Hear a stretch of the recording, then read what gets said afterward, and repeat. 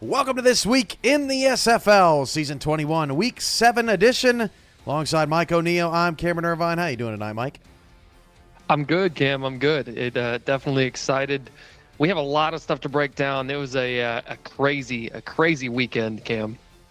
Yeah, it certainly was. And, it all culminates tonight with Indianapolis and San Diego here on September 11th. I remember where I was, Mike. I was in a fifth grade music room watching it on TV. All the other grades didn't watch it, but we did. And I just remember just feeling sad. And I didn't lose anybody specifically to me on 9/11, but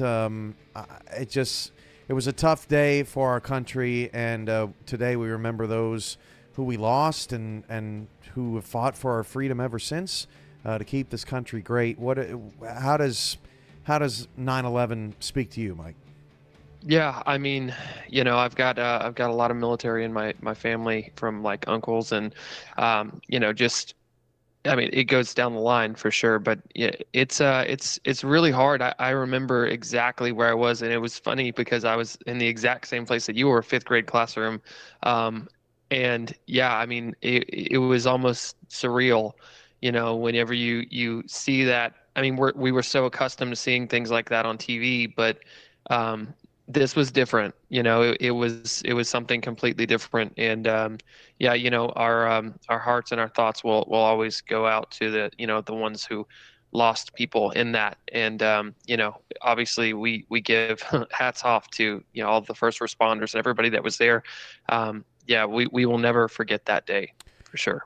I think I remember most, was the way that the adults were reacting to the moment that was most different, right? Kind of told us kids that this was, not just an average every day, in our lives. That's something major had happened. JC Mock in the chat was teaching 12th grade government at the time. So 8th grade history for Robert. Was at work for my first real job, says Top. So we all remember things a little bit differently.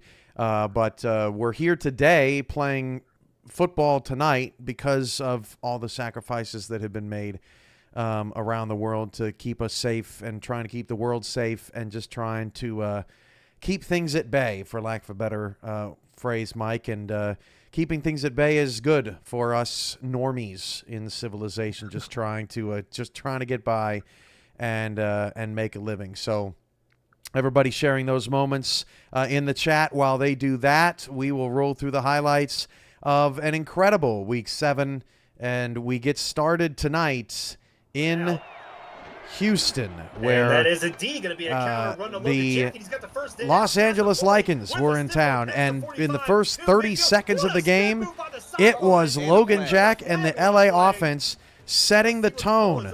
Personal foul, face mask at the end of that one, and they would punch it in, or so they thought.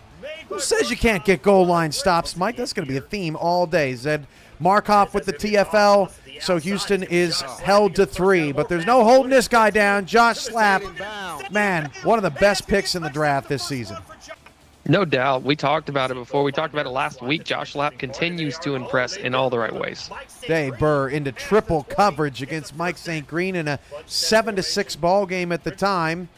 Sully finds Chris Lee. That's a pretty catch. Down 17-6 in the third, and that was really the turning point. After that throw, Los Angeles really started to find a rhythm. Sully against a blitz, dumps it off. Jack Flash, look at the effort. First down to the 22-yard line. LA showing a little bit of heart at 1-4. Handoff Logan Jack. He's in 17-13. This is huge because this has been the missing piece. They've needed to get Logan Jack going. They needed to get him back to form, and it looks like this game they figured that out. Dave Burr with a clean pocket, maybe too clean, picked off by Ryan Yosef. And here we go, Los Angeles on the road against the 3-2 Headhunters, who had all the momentum after their road win last week against Minnesota. But it's L.A. on the next play. Touchdown in the back of the end zone. LZ Pryor taps the feet. Unlike that Patriots rookie. Yikes. 20-17, Los Angeles leads by 3. Now it's GP Wells. Spin twice. That's enough. Touchdown, Houston. We're back and forth. That was insane. I'm watching that live. Was absolutely incredible. GP Wells showing you can still get it done. So 6 minutes left. LA, could they fight back? Sully steps up in the pocket. Bullet pass caught at the 11-yard line. That was one of the best passes of the week. You love to see the step up in the pocket to Chris Lee. Now 3rd and 10. Sully against just a 3-man rush. That's not going to cut it. Touchdown, LZ Pryor, and LA is back in front. 27-24. Dave Burr sacked. Garrett Hudson from the blind side off the pump fake forces a field goal to tie the game. LA. That was absolutely crazy. Gets into field goal range. And they'd make it happen, Mike. Yeah, absolutely crazy indeed.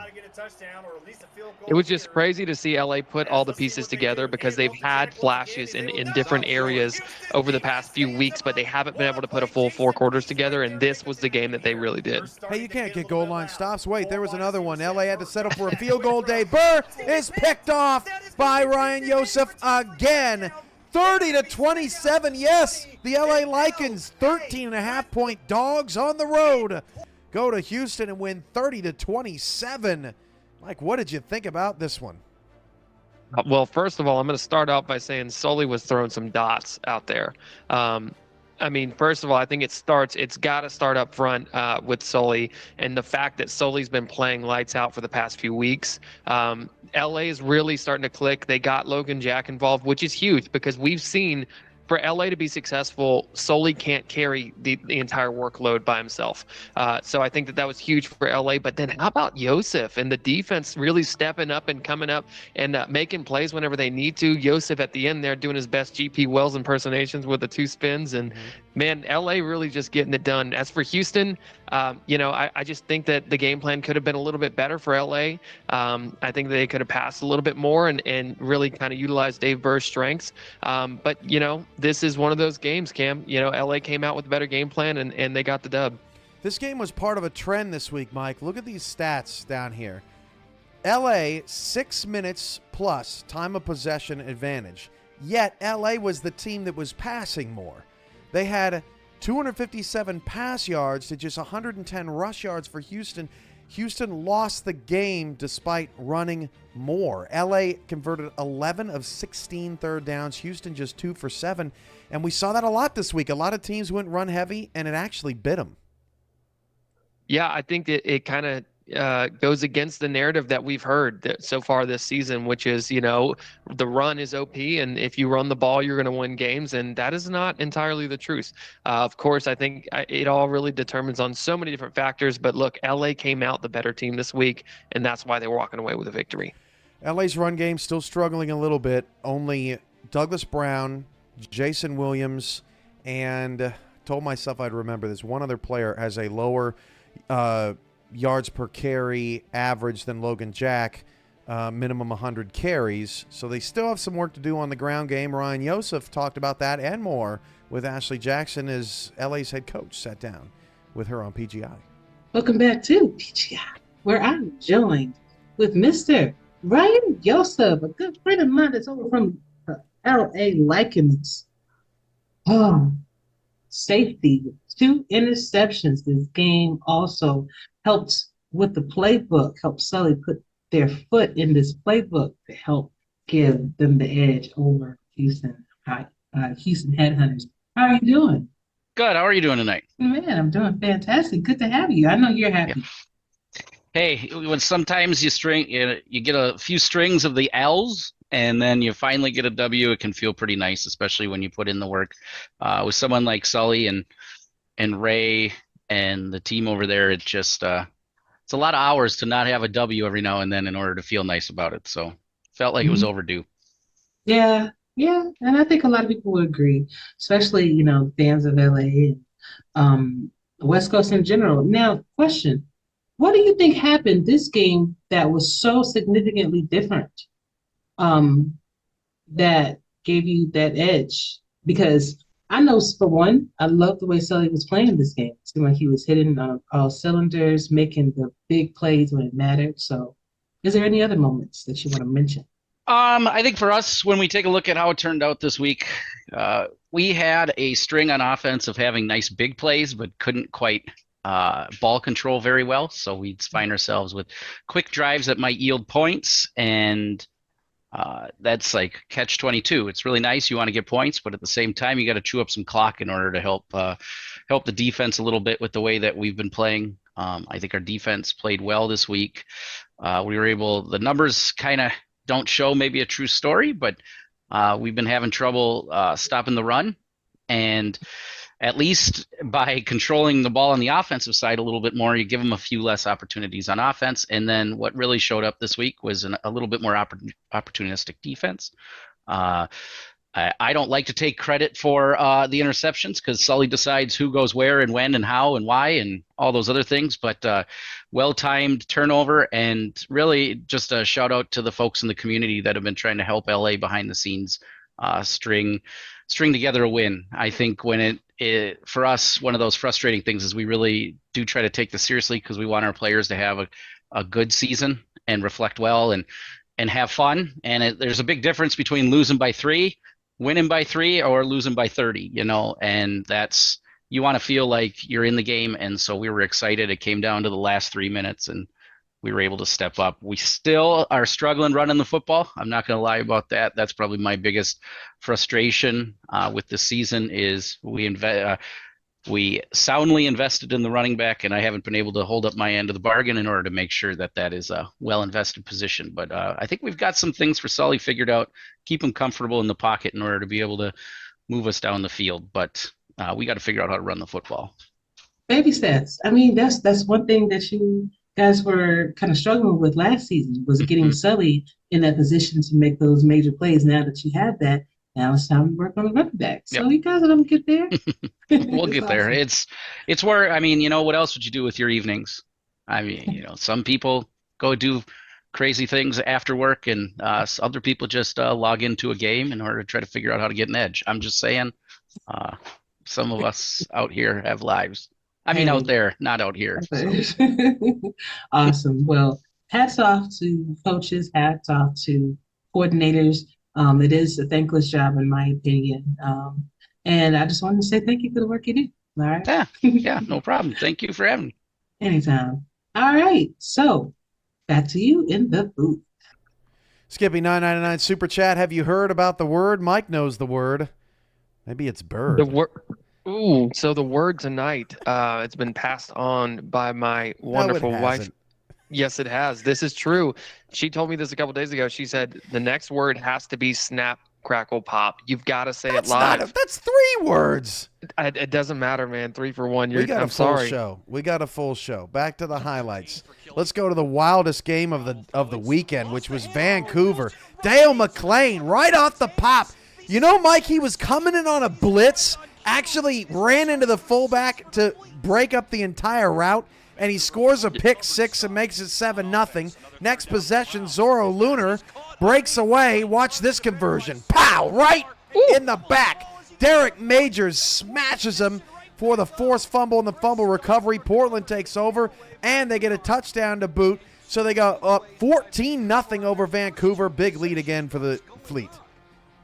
Yeah, it's a huge. That turnover was huge for Portland. It started to give them a little bit of life, but then you got this. I mean, Vancouver, whenever they come out and they do this, it is hard to get back on your feet. Logan Lee puts the brakes on Chris Stock and scores 14-7. So Vancouver in their all golds, right back in this thing. Christian Brown to Zorro Lunar. There you go, getting it back after the fumble. 20-14 is your score late in the first half. And all of a sudden, remember, Portland gave up a 28-3 lead last week, and they've just given up a 14-0 lead this week. Only it's still in the first half, 21-20. But Cyrus Jive and his offense would fight back. Look at Nelson Lozano, turning the first. Touchdown, Portland, 27-21 late in the first half. Now, 6 seconds to go in the first half. Christian, what are you doing, Christian Brown? You can't give it away like that. Easy 3 for Portland. Yeah, this was huge. All night, Portland's defense was showing up and really, really helping them out because this is a very stout. And then there you go on the offense. Whenever the defense and the offense can work together like that, oh, man, all good things come together, right? Mark Lopez was injured in the ball game, and Ryan Davis beats the backup free safety. So now 37-21 end of the third, and Chris Curtis has the first down and gets us into the fourth quarter. Vancouver not going to give this one up, Mike. They are all over it, trying to complete a comeback. Handoff, Logan Lee. He's at it. Look at the blocks, just pancakes the dude right out of the frame. And Logan Lee with a stiff arm stays in bounds and scores again. This run game ridiculous. Logan Lee's runs throughout this night were unbelievable. The blocking was huge, like you just called it out. But how about this, Cam? How about this? The special teams. Oh. Ensuing kickoff. Scott Johnson's third. This was the story the whole second half. Every time Vancouver had an answer, Portland came back and said, have some of that. 44-28 Portland. With 9 minutes to go, Ryan Davis just had the touchdown, loving it on the sideline, getting some extra camera time. Now Christian Brown is sacked. Luis Negron right in the face. 5-yard loss would put Vancouver back, but they would not waver. Christian Brown what a great block. How about the blocking? Yeah, Brett Killian with the touchdown. That was huge. One of the best blocks of the week. Brett Killian, we're going to let you finish, but the offensive line had the best showing of the night. 44-35. Next play. Oh, my gosh. No way. Ezekiel Love, get yourself a burger. A 50 burger. Touchdown, Portland. Again, Vancouver comes at him. Vancouver comes right back. Shoot the guns. Now, Vancouver, Christian Brown down 54-43. And Mel Davis, who had a sack, gets a pick too. Wow. 54-43 Vancouver falls. Both teams 3-3 in the Pacific. Oh, speaking of the Pacific, how about Seattle in Las Vegas? Type attack facing some adversity early. Swift with the interception and the return. And type attack with the tackle. Nice form there. No score in the first. Hey, how about no score with 1 minute to go in the first half? Yeah, that's happened. Pauly Truth with the touchdown. He breaks that from type attack. Makes it 7-0. And by the way, Seattle's uniforms, 10 out of 10. That is just phenomenal. On the road in Vegas, Pauly Truth with a big celebration. 30 seconds into the second half, and Las Vegas came out with a purpose. Mason Kirby on the completion from Eric Price. Next, they'd hit Doug Britton, Hubba Kimbrell, everybody a part of this drive, and that really helped keep Vegas in the game. And that's what they've needed to do so far this season. We've seen them run Hubba Kimbrell to the ground, but they've got a great wide receiving core, and they need to utilize them, and you can see what happens whenever they do. Absolutely. Passing to set up Hubba Kimbrell. He actually did step out there right before the pylon, so that would open up the offense for a little creativity. First and goal, half-yard line. Eric Price finds John Blades in the corner. Touchdown. Vegas, they are on the board.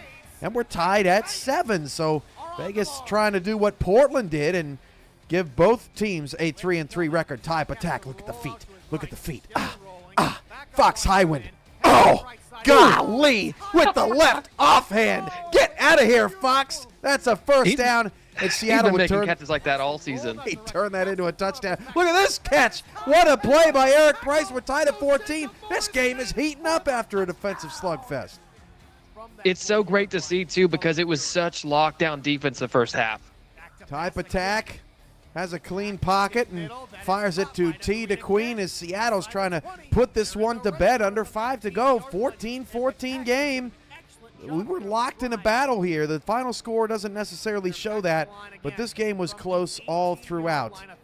Patak, Ballou, Scott, F-I-N-I-S-H, finish the drive. First and goal for Seattle. Ballou raising the roof. There ain't no roof in here. This isn't the Nemisphere. It's a Silver State Stadium, and they would go home unhappy.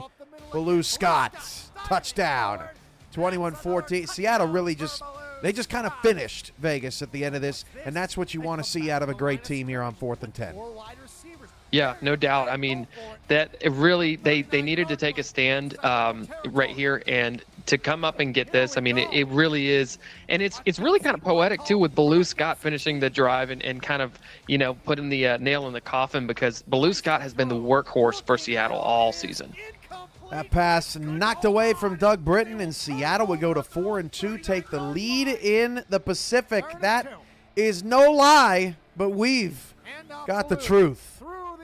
I am back with and another good friend of mine, Mr. Paulie Truth.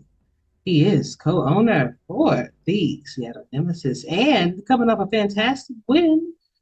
Oh, I know you were on pins and needles doing this one, but this Vegas game. It looked like they were coming back on y'all for a minute. Yeah, it was definitely a tough game.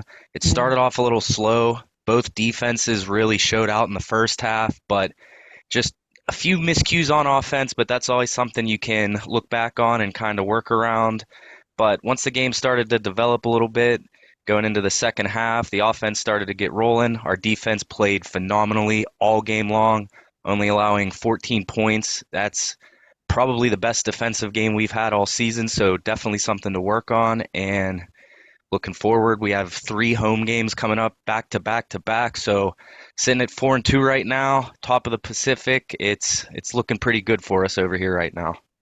And I'm sure that's a good feeling, especially after all the hard work that you guys put into this type attack and Tita Queen, everybody over there, Doug Day, everybody's working as even Ethan, Kai, everyone working as a cohesive unit to be able to get this team off the ground and going in the right direction. And it seems like every season you guys are on their upward trajectory. So fun to watch. Absolutely. Definitely a total group effort. Huge shout out to Ty. He's putting in a lot of work and the results are showing. So huge credit to him. Credit to everyone on the team, in the front office. Everyone's putting in the work. And yeah, to start off our franchise with only one win in season 19, jumping up to 4 wins last season. It's week 8 and we already have 4 wins. So as you said, just continually progressing upwards, and all we can do each week is go out there and try to come out with a win. Right. Propel upward out the Nemisphere, right? Absolutely. All right, Paulie. Thanks for your time. I appreciate it. Absolutely, Ashley. All right. Back to you in the booth. Thanks, Ashley. Now to Denver, where Minnesota and Denver gets going late, and it wouldn't matter. Minnesota was wide awake after that loss to the Houston Headhunters last week. Johnny Reno getting it moving to Jason France. Johnny Reno getting it moving to Quag Man, moving the pocket. 14-0 Minnesota, and it wasn't the running back duel we expected early on between Colin Hart and Bailey O'Shaughnessy, but it sure did heat up. There he goes. Yeah, I mean, they really came out in this game passing to set up the run like we were just talking about, and you see Colin Hart there doing what Colin Hart does. So 21-7 Minnesota. The first couple of drives, Bailey O'Shaughnessy didn't even touch the ball, but he'd get it here. Broken tackle, he's gone, makes it 21-14, and all of a sudden, Minnesota sweating just a little bit. This was the first time it really felt like, oh, maybe Denver's got something cooking. 3rd down and 4, Gene Struthers against a blitz, and I mean a blitz. A total defensive breakdown, and Logan Keel's got plenty of time to celebrate. Roughing the passer decline, we're tied at 21. That was crazy, man. We've seen a couple of those this season. That's just poor discipline on Minnesota. Hashtag set your audibles. So we're tied. Johnny Reno fires it down the field. That's caught. Jason France with under a minute to go in the first half. Instead of Minnesota calling a timeout, they say, we like it. We really like it. Jason France, 3 catches, 74 yards. How about a 4th? And how about a touchdown? Fighting into the end zone. Got it. 28-21. Minnesota. Okay, Denver, 3 timeouts, 46 seconds to go. Bailey O'Shaughnessy. Oh, he gets away from a couple of tackles. Bailey's in the open field. All you got, Bailey, just score, Bailey. Bailey, oh, what are you doing, Bailey? Had a chance to tie the game there, and then Gene Struthers on the next play just gets clobbered. They'd have to settle for a field goal, and you thought might going into the second half momentum would be all Minnesota, but that was the exact opposite of what we saw. Yeah, I mean, you saw Denver coming out hot-headed. It was almost like they knew exactly what happened, leaving those 4 points on the board, and they came out with a vengeance. Nick Kindler with the pick in the fourth, a scoreless third quarter. So 7:20 to go in the fourth, 28-24, and Bailey O'Shaughnessy is off to the races yet again. And watch this. Bailey's like, yeah, I'm going to stay in bounds this time. To the 26-yard line, first down for Denver, down 4, and they are driving. They would get a field goal, 28-27. Johnny Reno picked again. Luis Quintana, another great rookie out of this class. That pressure off the edge, Cam, was insane. I mean, he was literally, they had the defensive end nipping at the feet. Bailey slip and slides into the end zone. Touchdown, 33-28.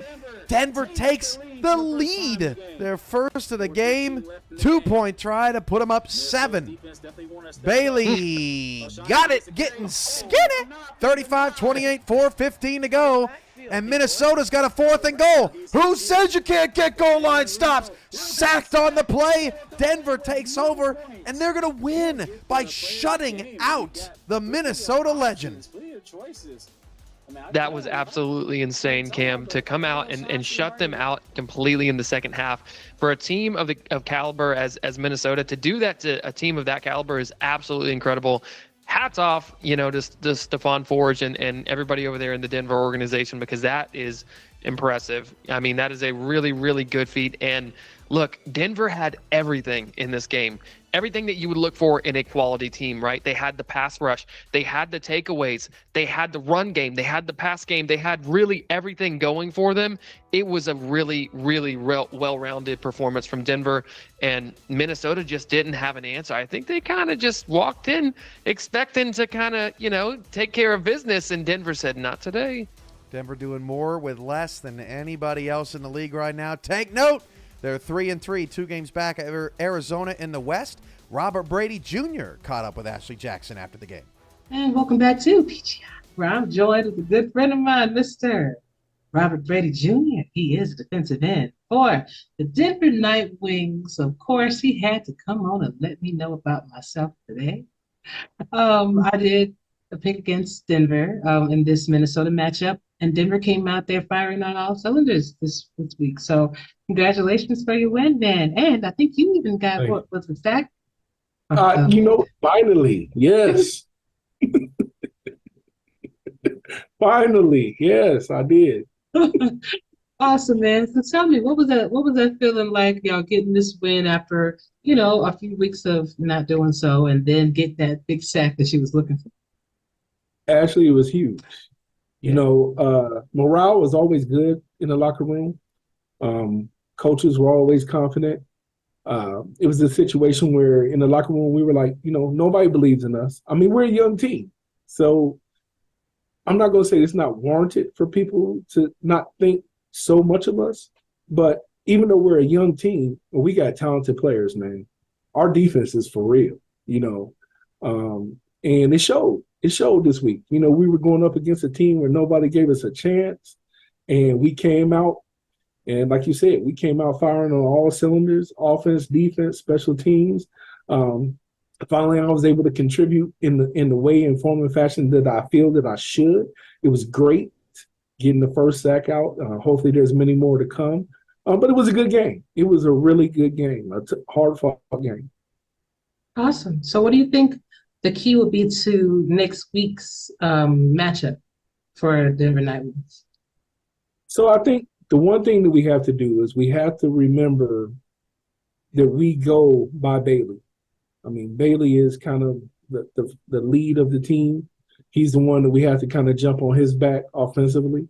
We got to make the passing plays when we need them. I mean, that's clutch. We got to. There's going to be times where you got to pass.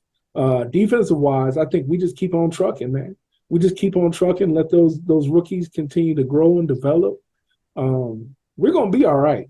We're going to be all right. Come, even if this season doesn't work out the way that we hope, which I personally believe we're going to make the playoffs and we're going to make some noise. But if that didn't happen, come next season, I mean, you got to look from the salary cap perspective.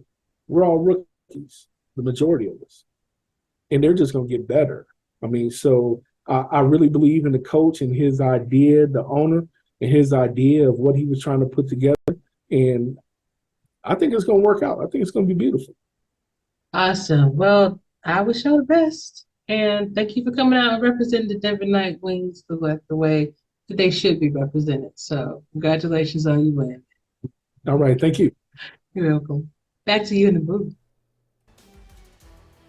Thank you, Ashley. So Denver's 3-3, Minnesota's 3-3, Portland's 3-3, Vancouver's 3-3, San Diego's 3-3. They play tonight. Louisiana's 3-3. They're off, and I think we got 4 more. 10 teams at 3-3 coming into the week. You know who's not 3-3?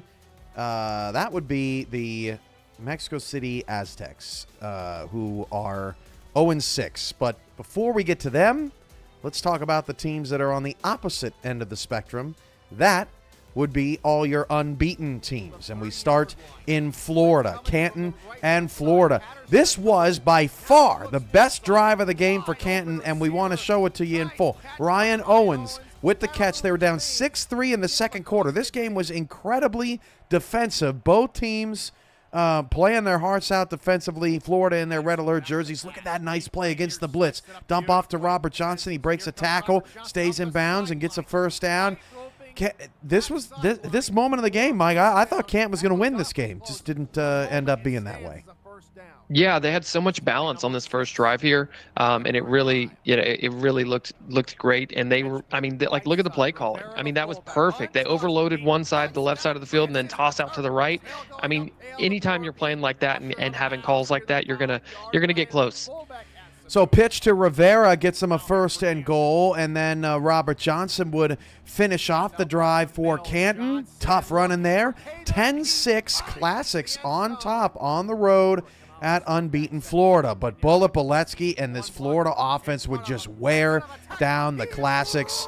Touchdown for Boletsky, down 10-9 at that point, but this was just the start of the second half, and they set the tone. Now in the fourth quarter, down 19-10, fake punt Canton, but the punter fumbles the football, would actually be challenged. Canton would win the challenge, but after this, all the momentum sucked out of the Canton Classic sideline as they failed to convert that down late in the game. Yeah, and it's unfortunate because, look, in that situation, I would like to see them, punt it and play and trust their defense, and it really kind of just have like a momentum sucker right there out of, a play that you can't really expect. Florida played bully ball in the second half. J.W. Doyle just roughing people. Look how long it took him to get him down. Doyle gets a first down. So now 22-10. Patterson up against it. Oh, Adrian Blaine. That may be the best catch of the whole week. Took it right off the helmet. And Florida wins 22-10 over Canton. They remain unbeaten. Now to Tulsa, where the unbeaten Artillery had a test of their own in the same block. But Yayo Montana over the defense. This is the most underrated part of Alamo City's 6-0 start, Mike, in my opinion, their ability to beat you deep. Yeah, they've got so many of those long balls this season. I mean, Yayo Montana has continuously been a deep threat, and there you see Tulsa getting a little bit of action of their own back in it. So, I mean, look, Yayo Montana, Alamo City's offense, they've got what it takes for the firepower. Philadelphia Collins, he'd be a gold medalist in the hurdles if the hurdles were 1 foot tall. JQ, look at all the time rolling out, finds DJ Bandit for the touchdown, and look at that, Tulsa with the lead. It's very similar to Canton, right? Canton had a lead in the first half. Tulsa had a lead in the first half. Alamo City would respond. Fennick hits Ziggy Ronick, who gets behind the defense, but a really nice tackle in the open field by Nate Heslip to force Alamo City's drive to continue, rather than giving up a deep touchdown. 1 minute to go in the second, 13-7 Tulsa. Ace Fennick will roll to the right, pick up a key block, and Ziggy Ronick's open against Cameron Shaw. That's a touchdown, and Alamo City inside the last minute. Who says you can't run 2-minute offense? Alamo City scores and takes the lead. Now Ace Fennick all day, wide open. Ronick, Ziggy and Ronick, as Andy would say, getting Ziggy with it. 21-13, Alamo City on top of Tulsa by 8. You can't miss that tackle, man. You cannot miss that tackle. JQ trying to fight back. Finds Gabriel. Man, that's a tough throw. That is good, but the 2-point conversion was not. So 21-19 Alamo City. Hey, inside the 5. Who said you can't get a goal line stop? That is Brad Jones getting stopped. And Alamo City would have to settle for a field goal. We fast forward, though. Scoreless fourth quarter, 36 to go in the fourth. 24-19. Tulsa's got a 4th and 10. Last time we saw them on the field 2 weeks ago, they converted 2 different 4th downs, but not today. Robert Thump with the sack, and Alamo City wins 24-19, and they remain 6-0. So back to Mexico City, who's 0-6. They fell to Fort Worth, who's also 6-0, but this game was not highlight worthy. 20-3. 212 yards of offense for Mexico City. Their average starting field position, Mike, was their own 19. How does it even happen? That's worse than a touchback. Mexico City was backed up all day long. They were way too conservative. They're 0-6, and they're in trouble. Yeah, it's hard to see, and it's hard to watch a team of the, like Mexico City's a very high caliber team. They've been a dynasty in this league for a long time, and it's really hard to see. But again, this is a very, very new situation, and Ramos is a very smart coach. We can expect to see a turnaround. I can't say if it's going to be this week or next week because of what they're doing, but I can say that they've got a lot that they've got to clean up. We talked about it before, the third down runs, like that. That's just something that they've got a lot to clean up. There's a lot of room for improvement for Mexico City, and they've got a roster. They've got a great roster. So it is possible. I don't think there's any room for panic or any need for panic. Now, can you come back and jump into the playoffs in this season? Probably not. It's going to be difficult. You've got to really, already they're in the toughest division debatably in the entire SFL. So, cards are kind of stacked against Mexico City right now. The more balanced team won again. 33 runs, 30 passes for Fort Worth. Mexico City, 13 passes and a 17-point loss. That's not going to cut it. So Fort Worth, Florida, and Alamo City, they just keep winning. Well, when are they going to lose, Mike? Look at the next 4 games for each of these teams. Here's Florida's schedule. At Jacksonville. Jacksonville is struggling offensively. At Atlanta, struggling offensively. They host Carolina at Motor City down the back end. Do you see 4 wins here for Florida? Where are they going to trip up? I think that they stumble. They start to stumble with Carolina. I think they can take care of business with Jacksonville and Atlanta. Although I will say this, a little key, if Jacksonville likes to play really, really physical man-on-man defense. If they can find a way to kind of fight off some blocks and limit, Beletsky, I think Jacksonville could have something going, but it's going to need a rehaul from their offense. But other than that, I think that they take care of business those first 2 games. Carolina, they start to stumble. I think Motor City has a chance to really take this one. I think Motor City can take Florida. Mike, all Jacksonville has to do is just play zone the whole time against Florida. They'll probably win because they haven't played a lick of zone all season long, and Florida won't be expecting it. That's what you got to do, right? They just played Florida 2 weeks ago. They got hammered. They have to find a different adjustment. Okay, so here's Alamo City's next 4 games. Hey, Mexico City, you think they're going to win next week? They have Alamo City next week. Tough stretch for the Aztecs. Then Alamo City goes to Portland, to Indy, back at home against Houston. That was a close game, their first go-around. Where's the loss in this group for the Artillery? Again, I think it's I think they take care of business with Mexico City. I could see a Portland upset. I could see a Portland upset because Portland really they have all of the makings of a really good team, a top tier team right now. Especially to put up a performance like they did against Vancouver, and we know what Vancouver's capable of. I think Portland could, Alamo City might be in a little bit of trouble on this second game here with Portland. Indianapolis, I think Alamo City takes care of business there, and Houston, this is a grudge match. So I really think that Alamo City's got to mind their P's and Q's here with Houston for sure. Stay up late with us for that Portland game. That could be fun. And then finally Fort Worth. Their next 4, a little bit of a more difficult schedule. They host Vancouver. Vancouver's not going to be happy after that Portland loss. Then they're at Sioux Falls. Fort Worth has a bye next week, so they have 2 weeks to get ready for Vancouver. Then they host Minnesota. Then they also go to Portland. So a tough sledding there for Fort Worth. Yeah, I think if Fort Worth gets out of this 2-2, I think that they're happy. And the reason I say this, because out of these three teams, if I'm looking at Florida, if I'm looking at ACA, and I'm looking at Fort Worth is my number 3 out of these three. And it's just because of the consistency and the way that Florida and Alamo City have been able to win. Fort Worth, especially, these 4 games are significantly tougher than the other 2 teams for the remainder of the schedule. And I mean, look, Vancouver is capable of beating Fort Worth. Sioux Falls is capable of beating. I don't know what happened with Sioux Falls. Yeah, Sioux Falls flipped a switch. So Sioux Falls is totally capable of coming out and shocking. Minnesota, we know what they're capable of, and we just talked about Portland. So Fort Worth is really kind of stacked against them right now. But I think if Fort Worth gets out of this 2-2 or 3-1, they have got to be extremely excited. That Fort Worth Vancouver game is going to be good here in a couple of weeks. That is a Saturday 6:30 kick. All right, let's get back to the highlights. Let's go to Detroit, where the defending champion Baltimore Vultures went into Motor City to take on the V8s early on. Michael Brown hits Phil Koss, 3rd and goal at the 3. Mike, what have I been saying all night? What is it? Can we get goal line stops against? I don't think it's possible, Cam. Inside the 3 against running backs, I don't think it's possible. I don't think it happens. They're too dominant. You can't get them on the ground. Well, actually, that time Motor City scores. You see, but we're setting. It's foreshadowing. 7-0. Motor City takes the lead. T-Roy Gaines inside the 1 and with the stiff arm scores.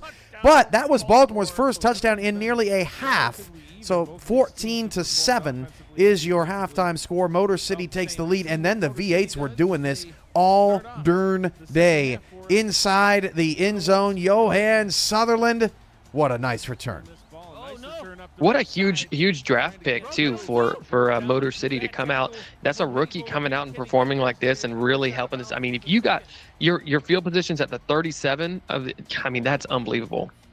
Hand off to there it is. 3rd and goal at the 1. That is Keenan Samuels stopping Christopher Dean, and that made it 17-7. Motor City would have to settle for 3. 17-14. Michael Brown. This is a really nice play call out to Christopher Dean. Look how far down the field the blocks were set up by Noe Terrasas and Phil Koss. They're like 20 yards down the field by the time Dean got there. And that got Motor City a first down. 24-14, 6 minutes to go in the 4th. Baltimore no quit. That pass caught by Mac Chima. That was his first catch of the game with 6 minutes to go. 24-21. T-Pat likes it, but not liking that he's trailing.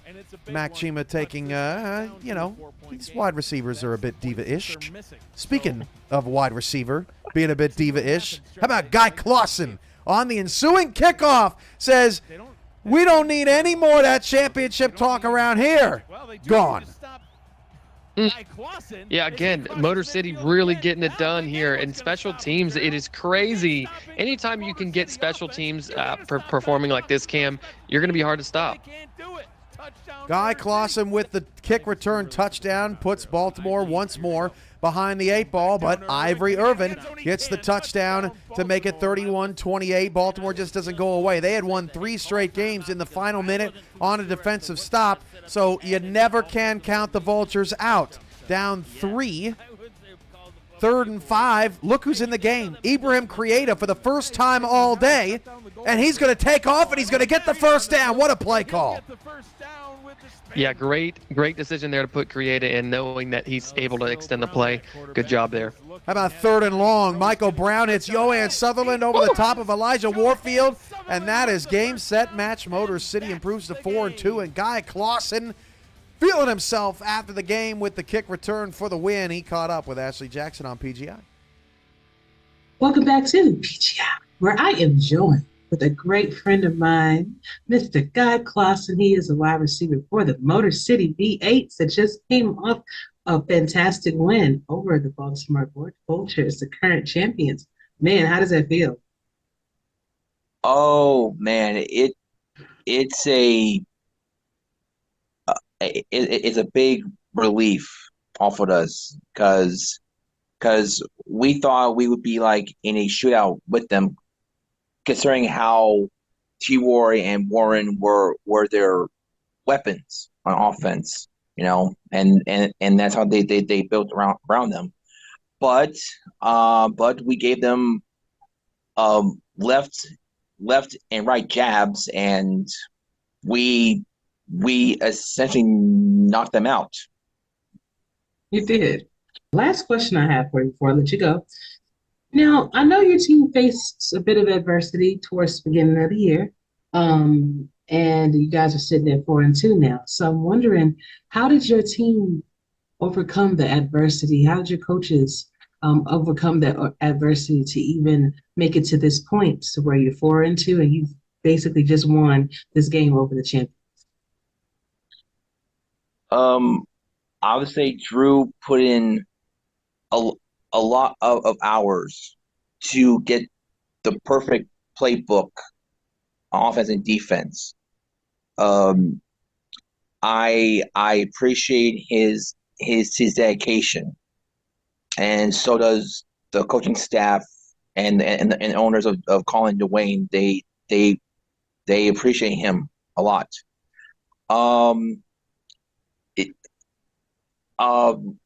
Our expectation at the start of the season was kind of mid. I know that London, they are inactive, and our division was like up for grabs. So far we have been putting in front of Canton and Queen City. And we have a tough 4-game stretch now. But I think we can go as far as we can now that with this big win over Bournemouth. I think the sky is the limit for us. Awesome. Well, I wish you guys the best of luck for the rest of the season. I am very curious, very, very curious to see how far you guys are going to go.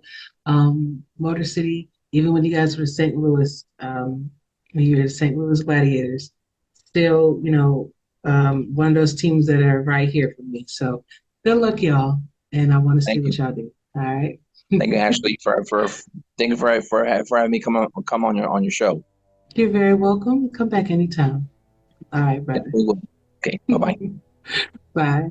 Back. All right, back to the highlights. We're going to Charleston, where Atlanta takes on Charleston, and early on it was all defense. Sean Allen, unblocked, gets a 5-yard loss playing linebacker in Love and Life.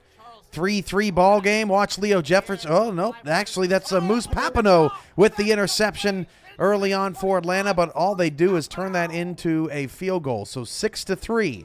Now it's Leo Jefferson. Look at the big man with the swim. Who says defensive tackles don't have moves? Makes it 3rd and long. Atlanta's defense on fire. Next play, 4:36 to go. This was the difference, Mike, for Charleston this week. Money down, 3rd down.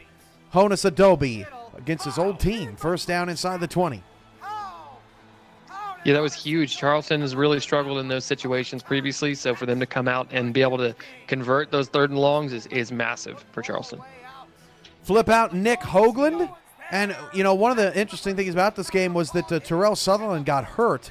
But because of Charleston's diversity in the backfield, they were able to get around it. That's the backup with the carry, but that was Nick Hoagland playing fullback in that formation that was able to spring the backup for a 1st down. 13-6. Now the backup playing fullback, but it doesn't matter because Saren Storm is going opposite direction, and Saren Storm going to get a late chip from Davius Reed to help pick up a 1st down. 13-6 now, 20-6. They'd score a touchdown on that drive, and then Bryant Dynasty gets totally baited. And that's game, set, match quickly. 27-6. Charleston beats Atlanta. They go to 2-4. And Ashley Jackson's back with Jacob Clear. All right, we're back with PGI, where I am joined with a great friend of mine, Mr. Jacob Clear. He is the head coach of the Charleston Predators. It just came out a fantastic win over the Atlanta Swarm. And, Atlanta Swarm is a very formidable opponent. They won this game 27-6. How are you doing, man? Better after that, that's for sure. And look, it's funny. I scheduled this with you before the like I'd even started game plans this week because after that Canton result, this game was either gonna, send us into a point where our season was, almost over at that point because we would have been at 5 losses. But then we came out, we get the win, and with the next couple of fixtures coming up, it sets our season up for a bit of a return to form. Awesome. So, do you think changing up your playbooks, because after all, it's 230 plays you can possibly enter in or more each week. Do you think that changing up the playbooks or maybe starting from scratch, do you think that that would help refresh maybe the team so that your opponents, it'd be hard to scout for you doing that? Is that the very easy answer to that question is yes. And realistically, when we looked at it, we've used 2 different base playbooks this season, and from what we understand, both of them don't really work with our personnel. That's just a learning experience, and that's really the case of some teams this season have found that formula that works for them, and other teams like us haven't quite found that yet. And perhaps the book we used on Friday was a bit of a sign of the way we should be playing as opposed to as we had in recent weeks. And I think the most telling thing, and the scoreboard definitely reflects that, was defensively we completely changed the game script from what we had on the road last week in Canton. We just could not get a third down stop to save our lives. And oddly enough, we used the same playbook against Florida, and it was the same issue. So perhaps the Canton game was a bit of, us finding out the hard way what happens when you don't respond to your errors. And we made the necessary adjustments this week, and it was a stark difference. Absolutely. And, that's all it's about. This is a learning season for everyone. And so I do wish you the best of luck. I know when the start of the season, guys came out red hot and things kind of, tapered off a little bit, but you seem like you're getting back into good form. So continue the good work, Coach. Thank you very much. Yeah, and look, I can't even take credit for it necessarily because, I initiated the change of base, but it was realistically the props have to be given to our DC, Matt Bryan, who stood up this week and sort of took it into his own, adjusted the playbook, made the adjustments necessary.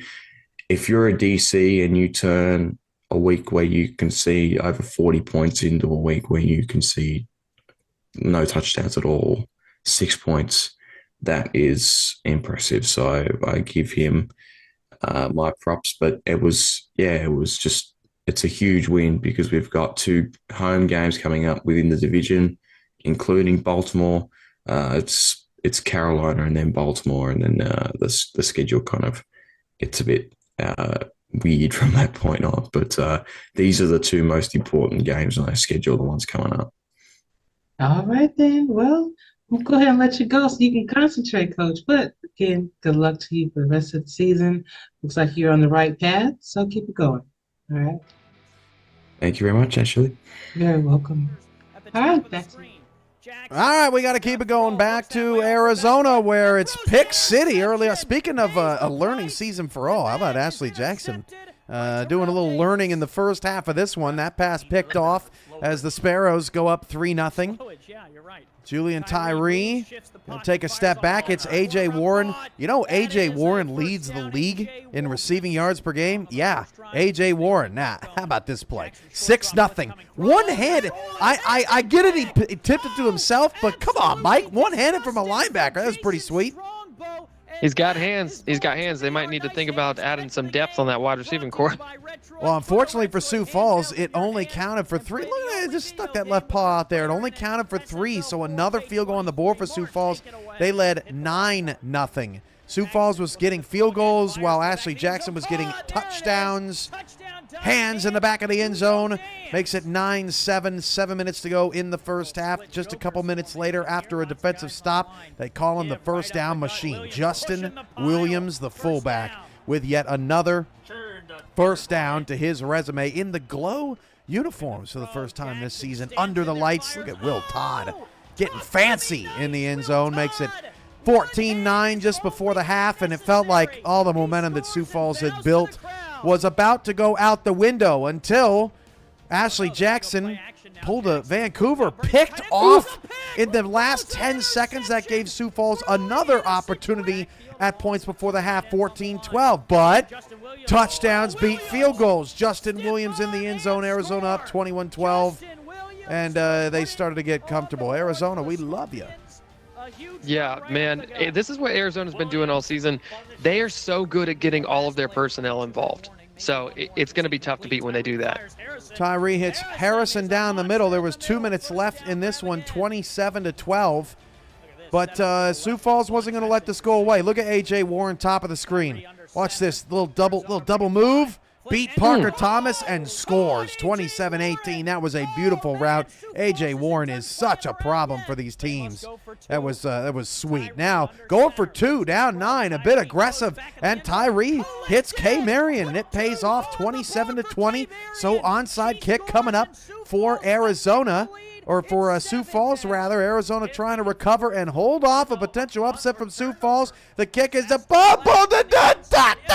They pick it up and they get it. It's fine. It's fine. Everything's fine. Arizona 5-1. It's good. It's good. We're fine. Eddie Gage, you're fine, right? Welcome back to PGI, where I'm joined with Mr. Eddie Gage. He is head coach of the Arizona Scorpions, as well as co-owner and Hall of Fame strong safety, coming off a very narrow win over the Sioux Falls Sparrows, 27-20. How are you doing, Coach? I'm doing great. Nothing like a win after a bye week, sitting around watching everybody else play and finally get back out there and turn up with my guys. That was sweet. Indeed. Now this victory did not come without, some bumps in the road, a few interceptions, 3 interceptions from the offense, some missed opportunities from the defense. But what do you think some of the keys to the victory were for this Arizona Scorpions team tonight? Well, I think he just hit on it. My defense played probably collectively our best game of the season, and it came at a great time because, like he said, we had some unfortunate turnovers. One of them, I know why it happened. Pretty much nothing I can do about that one, but the other 2, I don't know. I just couldn't quite get my head wrapped around what was happening to us. One of them, Ryan got bumped off his route, and it was a time and play and got picked off, and the other one was just inexcusable. So, but shout out to Sioux Falls. They showed up, and they came to win, too, and 2 great teams that they're competing. And thankfully for us, although our offense had I guess you can call it an off night, my defense stepped up big time, man. I mean, big time. We had, I don't know, like 8, 9 pass deflections. And I swear, coming into this game, I believe we ranked 6th in the SFL in pass deflections. And I swear, it seems like we probably going to be 4th by the time it's all said and done this week because we just cannot catch. We just continue to just bat balls away and not catch them. And it's just disappointing. But hopefully, sooner or later, we get this figured out and get some turnovers too. But our D-line stepped up, man. We had some great pressure up front. We was harassing Julian Tyree all night, and it was great to see. So shout out to our defense because they won this game for us today. Indeed. Now, I think the moral of this entire story is that this is a learning season for everybody. Mm-hmm. So it is you finding out what works for the team build that you're trying to create and understanding that this is 2 totally different games that you're dealing with. So you can grasp that, then the sky's the limit for any team. So for sure. Thank you so much, Coach. I really appreciate your time. Arizona, I love you, man. Let's go on the next week. We got LA, and they just came off an impressive win versus Houston, so it's gonna be tough, but let's go get it, y'all. Awesome. Thank you so much, Eddie. For sure. Back to you in the booth. Thanks, Ashley. We got to keep this show moving. Monday Night Spectacular's coming up, but not before our first safety of the season. Mike, a sack in the end zone on Matt South. The aggressiveness pays off for Jacksonville, but Just not enough offense on the stage. Chase Earl beats a really bad coverage there from Nur, a rare misfire from him, and that would make it 7-5 in the second quarter. No safety over the top. Yeah, no safety over the top. I wonder why. Jacksonville loves the blitz. 8-7. Jacksonville's up. But Matt South finds Riley Quintero inside the 5 down to the 4-yard line. 6 to go in the third, and Ike McBride would finish it off with the strength. 14-8. Carolina on top, middle of the third quarter. Same score. O.J. Broom would start to heat up and get it going. David Gears over the middle of the field. The good news for Jacksonville is O.J. Bruin cleaned up the turnovers in this game for the most part. Bad news, they got field goals instead of touchdowns. Yeah, I think that for Jacksonville, they were just trying to overcorrect. I think that's all you're seeing is they were trying to get safe plays in there, and it worked because O.J. Bruin did look better as far as the turnover area, but they just didn't have enough firepower. Oh, Connor Weston just outside the end zone on 3rd and goal. Couldn't make it happen, so Jacksonville has to settle for a field goal. 14-11. Now watch Matt South here. Are you kidding me? Are you kidding? He hurdled 2 players and got the first down, escaping the blitz. One of the best plays you'll see all week. And then watch this on 3rd and 7. Oh, if nobody's going to spy me, I'll just take it myself. First down for Carolina to help bleed the clock, get another field goal on the board to make it 20-11. And Alex Bond and this defense frustrated that Matt South, that they lost contain on that dude, and then Davis and Joseph in the final minute seals the deal. And Carolina leads the Atlantic. They win 20-11. Now let's go to Buffalo, D.C., and Queen City. That's Chase Matthews with the touchdown in traffic, and the Corsairs take a 7-0 lead. D.C. looking sharp on the road on this. Jose Fuentes, my gosh. Leave some for the rest of them. Would hold to 3 points. 10-0. Now, finally, D.C. gets it going. Mike Churchill with a nice one-hand snag just before the half. Kevin Say would get him into the end zone. 10-7. D.C. right in this one. Yeah, I mean, D.C., right in the beginning, they had some momentum and they were trying to get there, but Queen City got off to too hot of a start initially, and, man, Trellis Blanton played pretty good. James Matthew Jr. down to the 4-yard line, inside a minute to go. Look at this 2-minute offense. Watch Adrian Ellis, top of the screen. No timeouts for Queen City. They execute this flawlessly. Look at the hand fighting right at the goal line. Adrian Ellis with a little bit of snap just before the first half. Cheerleaders love it. 17-7 Queen City on the board. Now, third quarter, guess who's back to return the punt? It's Adrian Ellis with a little crackle, getting Queen City all the way down to the 41-yard line and giving them great field position. The very next play, Trellis Blanton to Adrian Ellis with a little bit of pop. First down for the Corsairs. I'm one ahead already, Mike. 6.5 to go in the third. They would settle for 3, 20-7. DC's got to get it going. They cannot. Ted Haynes stuffs Kevin Say in the backfield. They'd hold him to 3. DC just too conservative all night. And this is a huge thing, right? Because being able to tackle on the outside like that is not something we thought was possible in the beginning of this season. So to come up big right there and get a huge stop and to force a fourth down is massive for your team. Shout out to Queen City, man. Trellis Blanton with his feet getting it done. Oh, look, Adrian Ellis with a little prize in your cereal, huh? First down. I miss those toys. I don't get any toys anymore. Well, don't answer that. Jet zero, he dives. That's a score. 27-10, Queen City. They get it done. 27-17. DC would get a touchdown. What are you laughing at? Get a touchdown on the board, and that would be the end of that. Your thoughts on Queen City before we get to our Monday night spectacular preview? Sure. Yeah. Queen City, kudos, man. Hashtag let Tom cook, right? It is crazy. I don't understand. Man, Queen City's playing really good. Trellis Blanton played really, really good. And I talked about this earlier in one of the Monday nights previously. Queen City started out this season keeping Trellis really, really, really conservative with little dink and dunk passes. But now they're opening it up, man. Grelis threw some dimes. He really put the ball on target in this game. I loved, man, the hand checking right at in that goal line situation. The hand checking in the low ball, the awareness to throw it low there where only his receiver could get it. I mean, Queen City really balled out. DC is considered a top 10 team in my book, so Queen City really got one this week. It's getting dark here in the studios. That's how you know the sun is setting, and we're getting ready for Monday Night's Spectacular. Let's take a look at our matchup tonight. Indianapolis is 1-4. San Diego is 3-3. This is the first time these teams have met. Back-to-back Monday night games where we have our first matchup ever. Of course, Indy made the playoffs last season. San Diego is trying to make the playoffs for the first time in 6 seasons. Skippy 199 Super Chat starting a GoFundMe for Cam's toys. Probably going to need more than that. It's not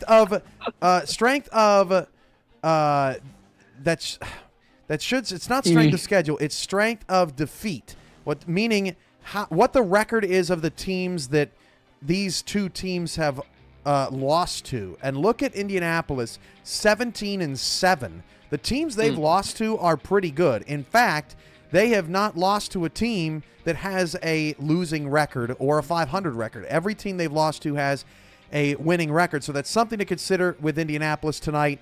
But San Diego, first in passing touchdowns and second in sacks. They create the chaos and the havoc, and they score the points, whereas Indy gets the yards.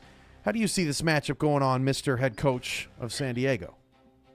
Yeah, well, I mean, it's going to be a tough one. Anytime you've got playmakers on the other side of the ball, like Ryan Roosevelt and Christian Pierce and everything, like they've got all the firepower in the world. And I think for Indy, it's just bad. Somebody said this, I think it was Brett Killian that said in the chat somewhere that Indianapolis is one play away or one playbook away from being really good because they're so close. They're right on the cusp of it. For San Diego, we've just got to play form football. We've got to, kind of essentially it starts with shutting down Ryan Roosevelt. That's the game plan tonight. We've got to keep him off. We've got to get them to lean on Christian Pierce a little bit more because we're a little bit more confident with being able to shut down the run there this week. And, continue creating havoc on the defensive line and getting some pressure to their quarterback. I think that's the name of the game for us tonight. $19.99 Super Chat from Skippy. Challenge accepted. Commish getting a new toy box. San Diego 3-3, Indianapolis 1-4. We're all ready and set for kickoff on the other side of this break. This has been This Week in the SFL. Thanks for sticking with us with a slightly extended show. We had 12 games this weekend to get to. We hope you enjoyed every last minute of it. Good luck to you, Mike. We've got Tyler Falk and Chris Curtis hanging back in SFL Studios for the halftime. Tyler will give his thoughts on Indy then at that time. Ike McBride and Zach Holdorf are in our stats truck, and we've got so much more for you coming up. Indy San Diego coming up next on SFL YouTube. Let's have a great one.